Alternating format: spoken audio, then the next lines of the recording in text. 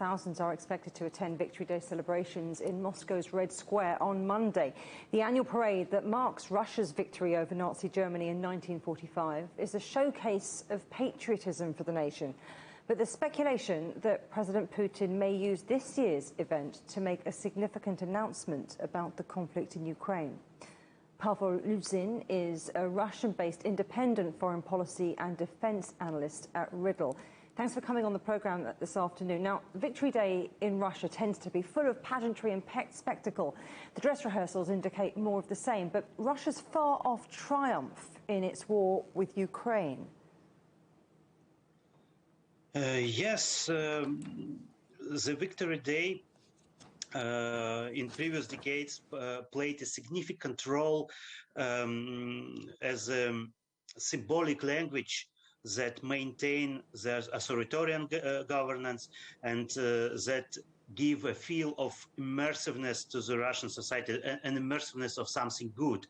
But today, when our country is conducting aggression at the same style like Hitler made 80 years ago, I think this symbolic language is degrading. There have been lots of military setbacks for Putin in the conflict in Ukraine. So how might he repackage it to keep the Russian public on his side? So, of course, he may use his usual, I'm sorry, blah, blah, blah, about Russia surrounded by enemies, by NATO and so on. But also he may try to make some kind of escalation. I mean, not only against Ukraine, but also against the NATO, because today in the Russian propaganda narrative, the main enemy is not Ukraine, but NATO, because the NATO supports Ukraine with weapons, with political support, with economic support, and so on and so on. So we cannot exclude for further escalation, even in face of Russian military weaknesses. You talk of military weaknesses, but there have been rumours that Putin may call for a full-scale mobilization. So every person who will have to give up their jobs and go to the front line. There are big risks with that, though, aren't there? Yes. Of course, they can proclaim a mobilization and so on, but technically it's hard to realize the real mobilization in Russia, because the Russian armed forces are not the Soviet armed forces, and they just don't have an infrastructure for real full-scale mobilization.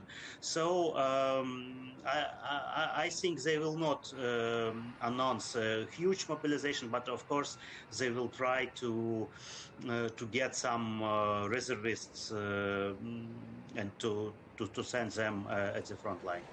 You talk about potential escalation, maybe moving not just against Ukraine but also against NATO. What about de-escalation? Do you anticipate that Putin might make any moves to de-escalate the conflict?